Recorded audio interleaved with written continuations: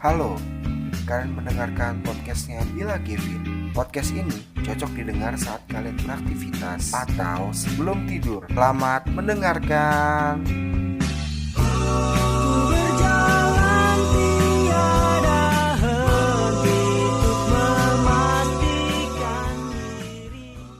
Assalamualaikum warahmatullahi wabarakatuh. Nama saya Nasbila Kevin Kusuma dari Prodi Ilmu Politik, Fakultas Ilmu Sosial Ilmu Politik, NIM 2106016072. Jadi hari ini sesuai permintaan Bapak Muhammad Nuklir Bariklana MSI, hari ini saya untuk memenuhi tugas akhir semester yaitu tentang anti korupsi. Jadi kali ini saya bersama Mas Ramalina Manitra. Halo Mas. Jadi saya akan mewawancarai seputar tentang korupsi ini lagi ada di ranah pendidikan. Ya dimulai dari definisi korupsi aja deh. Menurut Mas gimana sih korupsi itu, Mas? Oh ya, sebelum saya jawab, Hah? itu saya nggak bisa bahasa Indonesianya yang benar. Ya, nggak apa-apa kalau misalnya emang Mas bahasa Inggris juga nggak apa-apa. Alright, it's okay. It's okay if I speak in English. Ya, fine. Alright. So the basic definition of corruption, it is the abuse of the entrusting power given to a person for the benefit, for the personal benefit. So that is the basic definition of corruption. But if you extend it more specifically, it is the abuse of power of a person who has an interesting position in an organization and use that power to get a personal benefit or a specific benefit in that organization, which is considered as bad. I think that is the basic definition. In your opinion, gimana sih Mas? Maksudnya ibarat ke apakah itu sebuah gimana ya?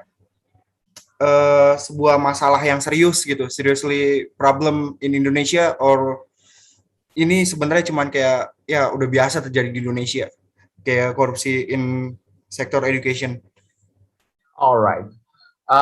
So if you're talking about corruption in general, it is a very controversial concept because, as we know that corruption is considered as bad first, that it enslaves the country. But the citizens in Indonesia tends to think that it is almost like normal because most politicians and most of the high position person in the government tends to do it. So it's quite,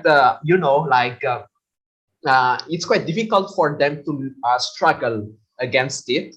So they tends to normalize it as already a fact that is happening in the society. And if you make a relation between this corruption and the field of, pendidikan, what is it in English? Education. In the field of education, I think that it just destroys the education in Indonesia. And that's what I can say. Because as you know, that education needs partiality and fairness, and corruption allows some bad people to have their diploma, for example, by paying the money to their docent, or just getting through some administrative process just by paying the money. Or maybe getting the visa for getting, a scholarship abroad just by paying. So everything is about money, and no one has a sense of ethics anymore. And that is the problem. That is not only destroying the real value of education, which is the diploma itself, which is that is the center, the value of education, but it's also destroying the sense of ethics of anyone, especially the students who are supposed to be the future of the country. So I think that in Indonesia, as Indonesia, in my opinion, is a country who give a very big importance to education, it really destroys your education because as a foreigner, I've already saw on TikTok, like, I think I already saw that on TikTok, like, that there is a mahasiswa, and that this mahasiswa is not really smart, but he has a lot of money, and he just like put some money in his scriptsy, and the docent will just read it. Oh, good, with the money in the scriptsy, and he will just accept it later, even though it is a joke in that case, like deposit on TikTok, it is a fact, and the government should be aware of something, because the young people today tends to transfer an information, they tend to convey an information which need to be heard. I think that is my opinion.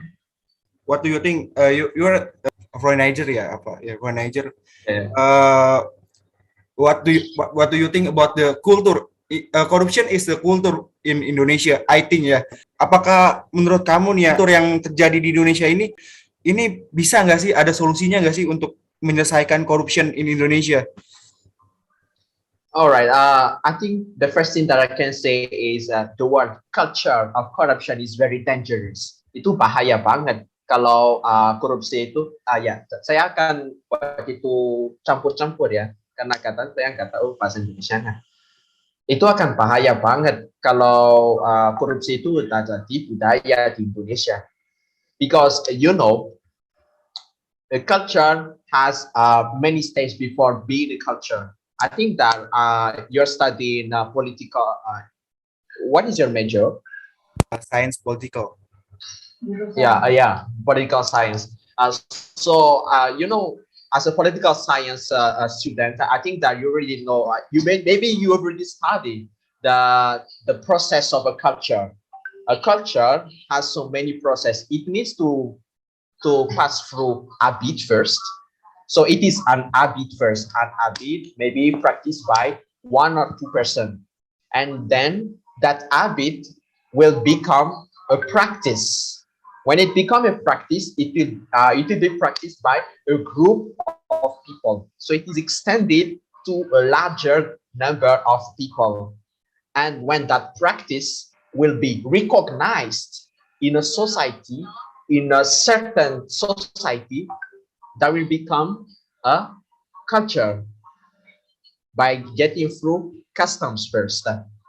And as you know, that it needs to get through so many steps. And when I say that it is very dangerous, that corruption already became culture in Indonesia, as you said, I think that you need to be aware of something, because that corruption already get through those steps without you doing anything, without the government doing anything to take it over. And your question is there any solution to overcome this corruption culture in Indonesia?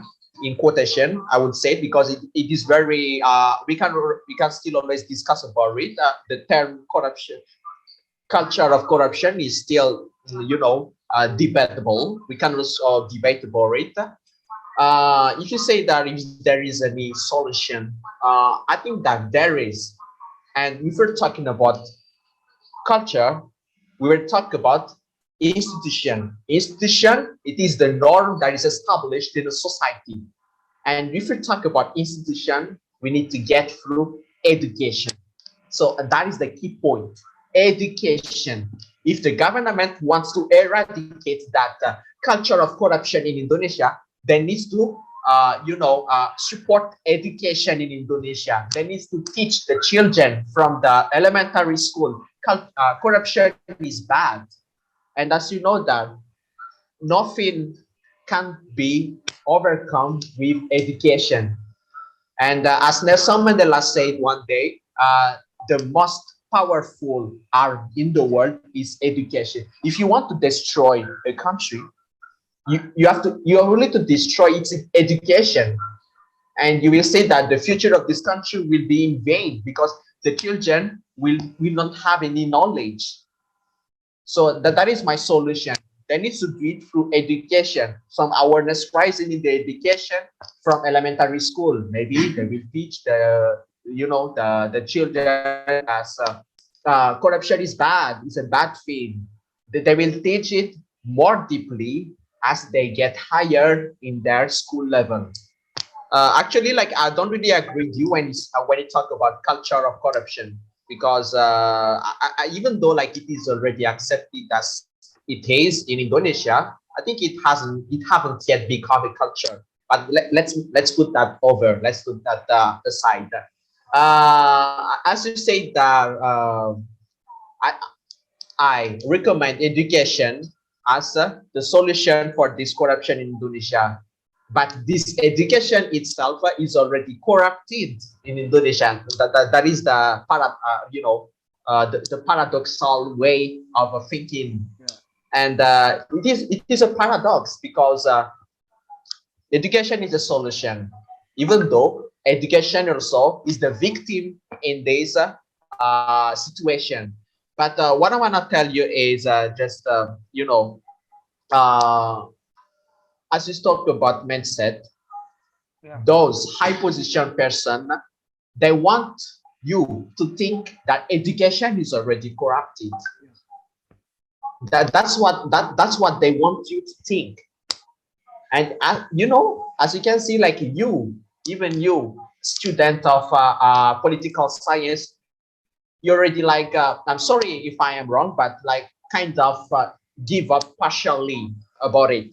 It's already a one barrel. Yeah, it's not worth it because education is already, not worth it to struggle again. But what I'm telling you is what they need to do in the education, they need to transfer the knowledge first. But what lacks in your education in Indonesia, maybe as so many education maybe around the world, you need also to transfer the value. I will take an example. You study anti-corruption, that is your material, right? Anti-corruption. Anti-corruption. You know the knowledge about anti-corruption. Kamu sudah dapat pengetahuan tentang anti korupsi itu. Tapi, apakah kamu sudah dapat nilai-nilai tentang anti korupsi itu? Itu pertanyaannya. Pengetahuan sama nilai itu beda. Itu berbeda, Mas. Ya. Kalau kita hanya dapat pengetahuan tanpa nilai-nilainya, itu sia-sia. Karena pengetahuan itu kalau nggak ada nilai-nilainya, bisa dipakai untuk hal-hal buruk aja. Itu masalahnya, Mas. Jadi mungkin itu yang harus dosen lakukan, yang as a kind of formation for all of those lecturers. They need to transfer not only the knowledge, but also the value, the real value. I'm a law student, and I'm telling you that when I study law, I don't only study the law, I also study the value of the law, the real value of being a jurist, a law enforcer. One day, I don't know, maybe I will become like that. So value and knowledge need always to go together. If those two are separated, it is in vain, because those people, those same students who you give the knowledge, maybe they will become the same person who will gonna do corruption in the future if they don't have that value. Kalau mereka tidak punya nilai-nilai yang diberikan mungkin sekarang, mungkin mahasiswa-mahasiswa tersebut akan jadi orang yang melakukan korupsi di masa depan. Walaupun mereka sudah dapat pengetahuan. Pengetahuan itu sangat kontroversial, Mas. Pengetahuan itu sangat relatif. Kalau enggak digunakan dengan hal yang harus menggunakan itu akan menjadi hal yang buruk nanti. Dan akan mempunyai dampak yang buruk untuk negara sendiri. Jadi Mas tadi bilang pendidikan yang kayak saya rekomendasi sebagai solusi untuk mengatasi masalah korupsi di Indonesia. Tapi pendidikan juga yang jadi korban dalam situasi korupsi ini. Menurutku itu yang orang-orang yang berkorupsi itu mau kalian pikir, mau kalian percaya, karena mereka mau merendahkan pikiran kalian. It's all about mindset. You were talking about mindset before, right? mindset, is very manipulable. We can manipulate. Itu ada manipulasi. Kalau tentang mindset itu, mindset kita nggak kuat, kita gampang dimanipulasi. Jadi kita harus lihat benar-benar di mana sumber masalahnya yang benar-benar. Wah, kalau bukan itu, kita we will be forced by those corruptors. So I think to make a resume of my answer, because I talked a lot, sorry. Even though this is a situation, this is a fact, but a fact that those high position person who did corruption want you to believe, you don't have to give up that early. You have to think in long term. Think about the future. If we young generation don't fight for it, who will do it? If everyone will give up on it, who will do it? Who will take that struggle? Siapa yang akan berjuang kalau kita nggak berjuang sekarang? Oke, I think that's enough. Jadi, thank you Mas Rama atas waktunya. Ya, saya belum lupa kenalin, ini Mas Rama dari Universitas Diponegoro, jurusan hukum ya Mas ya? Iya. Ya, jurusan hukum. Dia adalah law student. Loan student from Diponegoro. Madagascar. Ya, Madagascar. I'm from Madagascar. Yeah. From Madagascar. Thank you Mas atas waktunya, and alright. Mungkin ada lain waktu nanti kita diskusi lagi. Jadi thank you so much, and makasih Mas. Alright. Yeah, alright. I also want to thank you because for inviting me to this meeting. It also allows me to express my opinion, even though there tends to be subjective sometimes. Dan mungkin kata-kata dari saya, terima kasih dan maaf juga bahasa Indonesia saya ini, walau saya udah 2 tahun di Indonesia masih kurang jelas dan gitu. Ya saya minta maaf juga ya Mas. Ya terima kasih. Oke Mas ya. Iya. Kalian masih bersama di podcast kami. Harap menunggu sampai jeda berikut ini. Places I don't go no more. Faces I don't know no more. Okay, let me start it up. I don't wanna follow you in the cut. I don't wanna follow through in the cut. I just wanna call you soon. Are you up? I go far when I'm faded. I don't go faded. I go somewhere lonely. My girl and my couch keep me cozy. Hey, and I'm next. Macho Randy Savage, that kind of flex. Talk to me, phone call, I don't wanna text. Like a child playboy, you don't make no sense. Hey. And I see those dreams, Why you only typing emojis? Smiley face dotted on my teeth so clean. I feel like Uzi with 0 leaves. Okay, let's stop and rewind. Why you wasting my time? I just be shining like dimes. Barriers, you know I climb. Rapping so hard that she's climbing. I might just dip out this wine day. Best believe you wouldn't find me.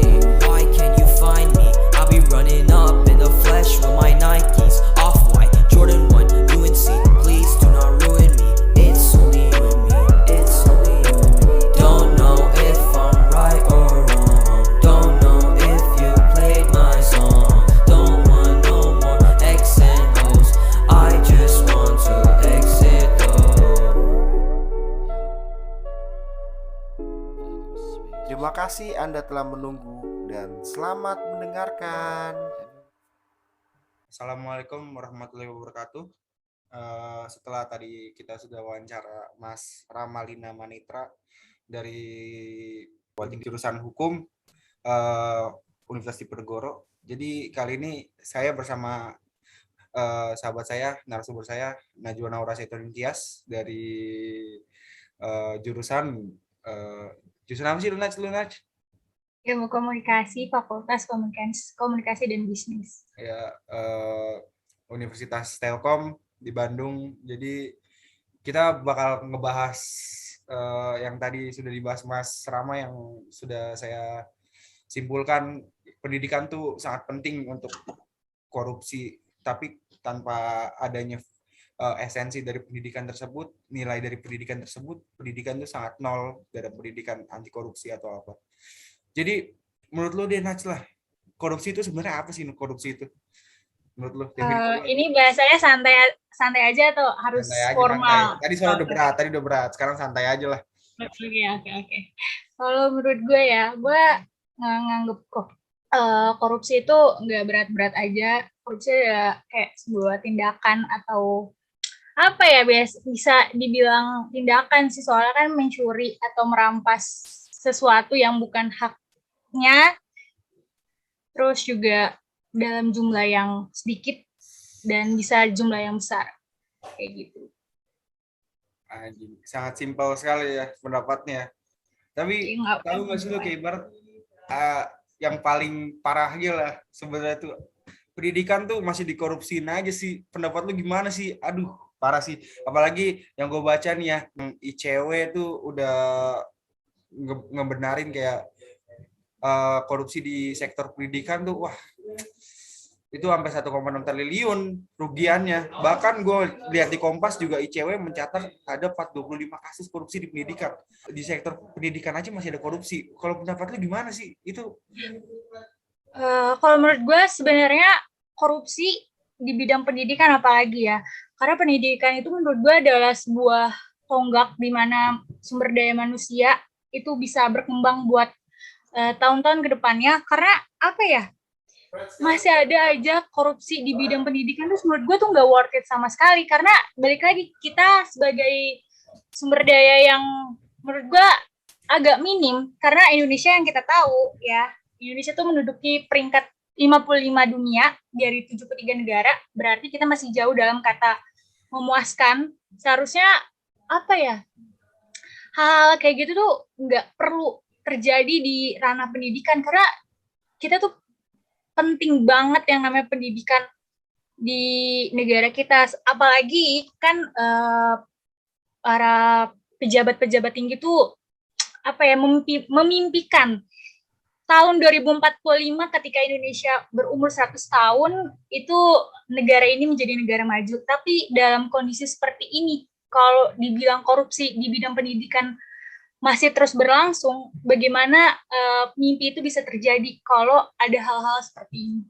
Emang seharusnya benar sih, kayak yang lu bilang, kayak misalnya pendidikan tuh sebagai tonggak awal gitu. Apalagi kita kan generasi-generasi yang ibarat ya bibit-bibit unggul lah, generasi-generasi yang bakal ada ke depannya.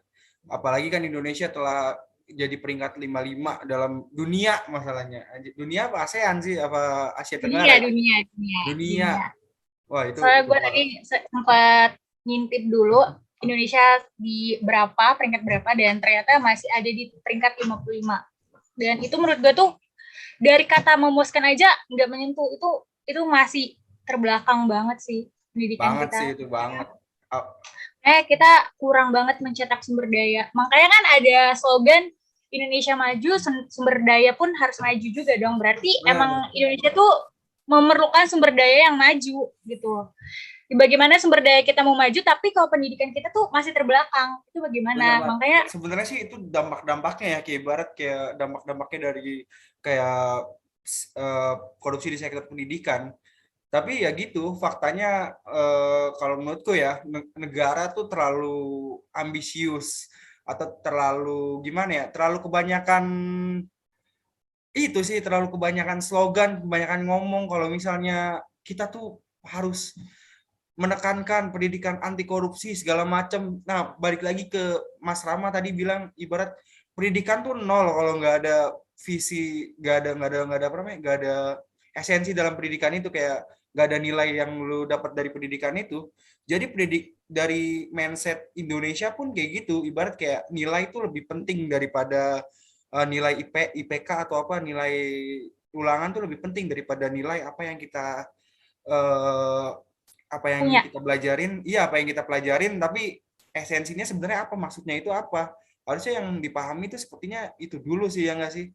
Kayak ibarat pendidikan anti korupsi sebenarnya langkah yang bagus sih untuk kedepannya kayak misalnya gue kan eh, jurusan ilmu politik, jadi kayak ibarat kayak mungkin bakal terjun ke dunia politik, jadi pendidikan anti korupsi itu penting sih. Tapi lu kebagian pendidikan anti korupsi juga nggak sih waktu itu waktu kuliah atau gimana? Kalau di kampus gue sendiri untuk pelajaran-pelajaran kayak gini belum masuk, belum ada jadwalnya. Mungkin next semester ada. Tapi gue dengar katanya lu ada pendidikan literasi digital tuh. Ada ya? Kalau pendidikan literasi digital, mungkin semester 2 gue kemarin sempat ngintip-ngintip gitu kan, jadwal-jadwal semester 2 tuh gimana. Ternyata ada, bukan digital, pengantar jurnalistik, nggak ada digital. Iya. Belum ada digital.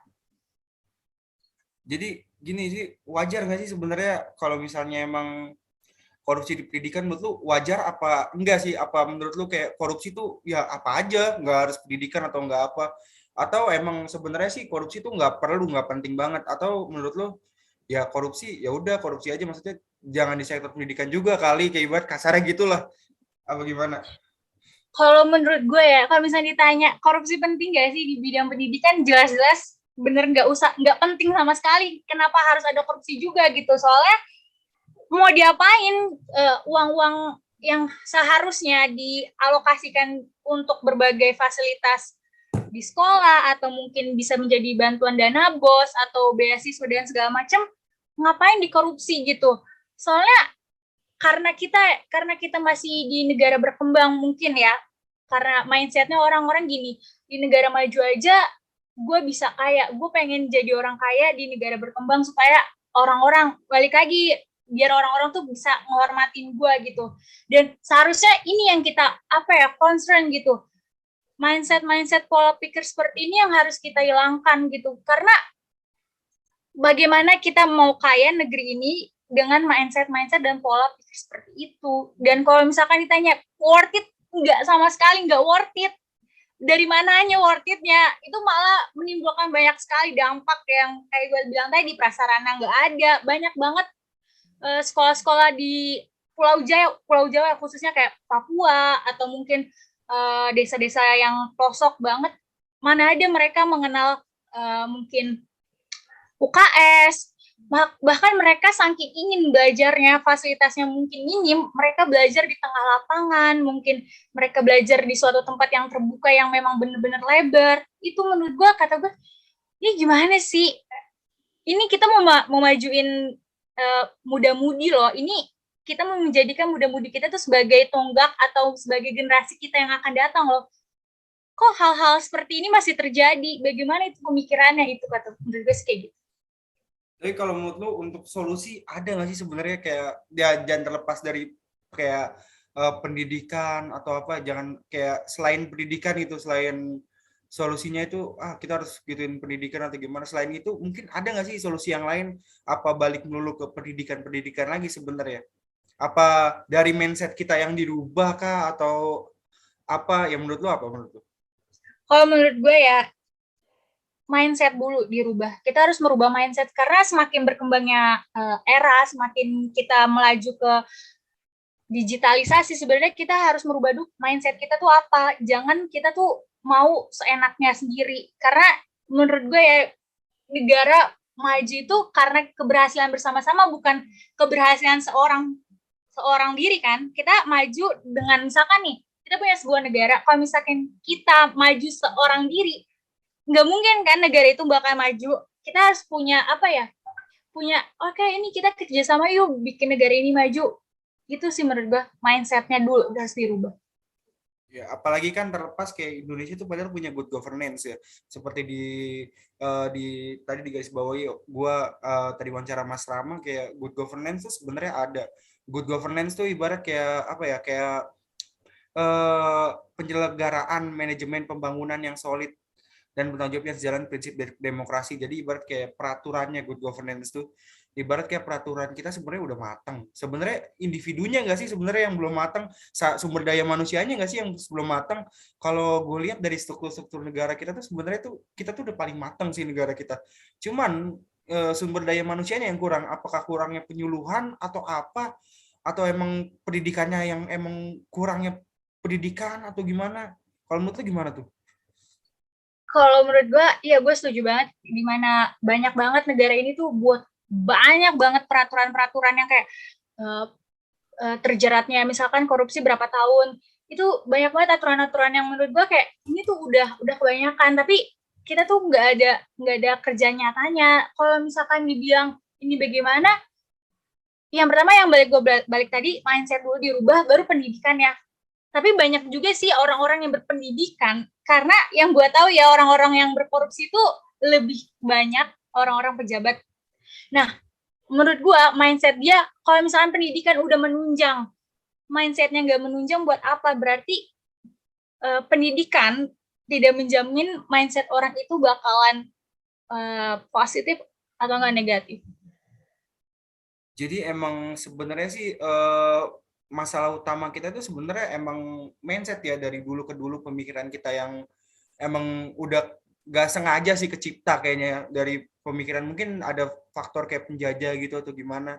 Iya benar. Jadi emang sebenarnya tuh belum, kalau menurut lu nih ya, untuk saat ini belum bisa atau bisa untuk sebenarnya korupsi ini sebenarnya bisa itu ya, bisa dihilangkan gitu seenggaknya. Nggak bisa dihilangkan, kayak dikurangi gitu.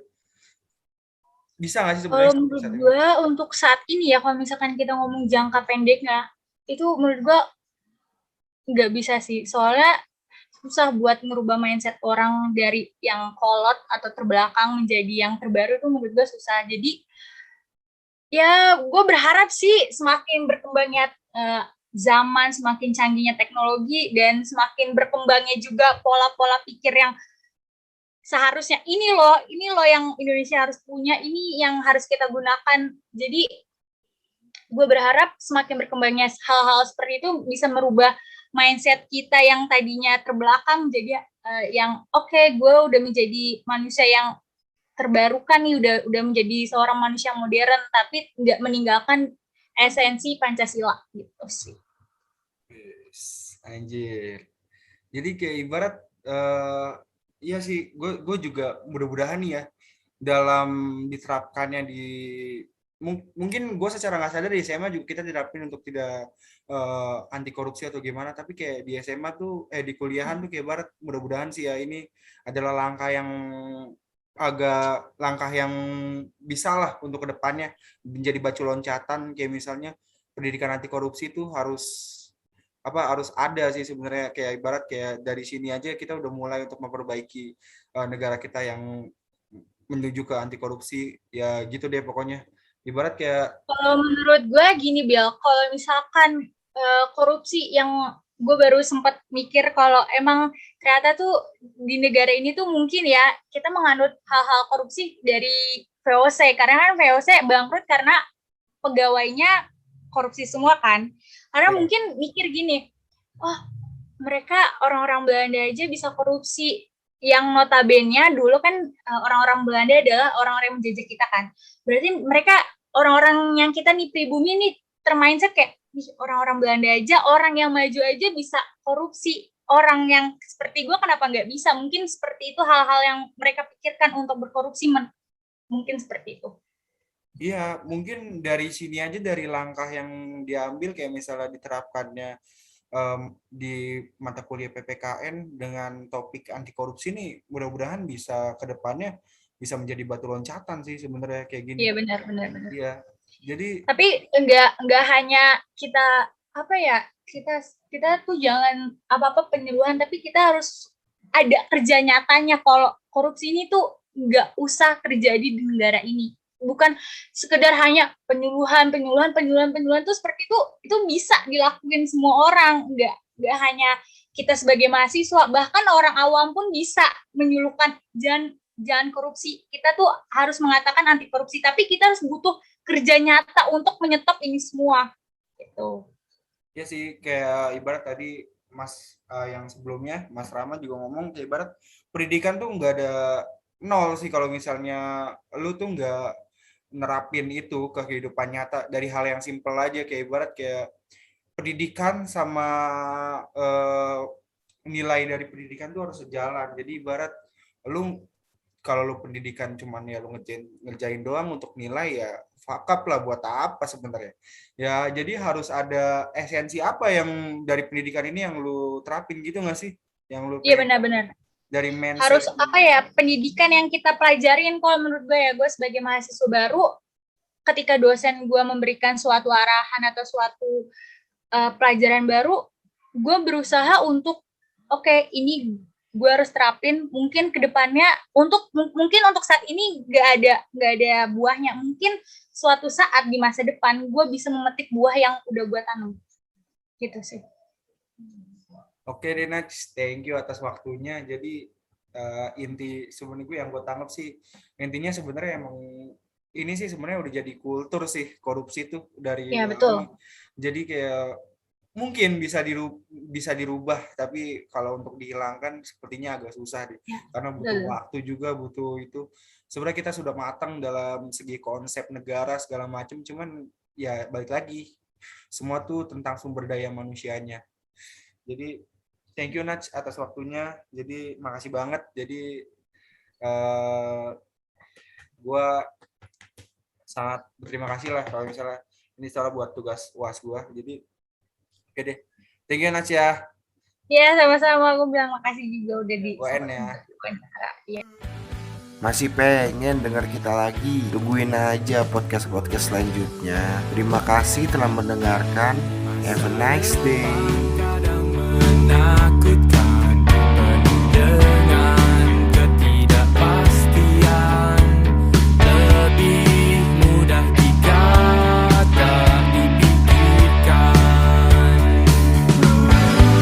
Kita bisa membuat rencana sekian tahun ke depan, tapi percuma jika selesai di tengah jalan. Namun tiap ku dengar namamu, makin terbayang masa depanku. Semakin jelas tujuan dan yang ku harus lakukan. Saat aku dan kamu bicara tentang harapan dan cita-cita, semua yang kita damba akan terasa seperti amat nyata.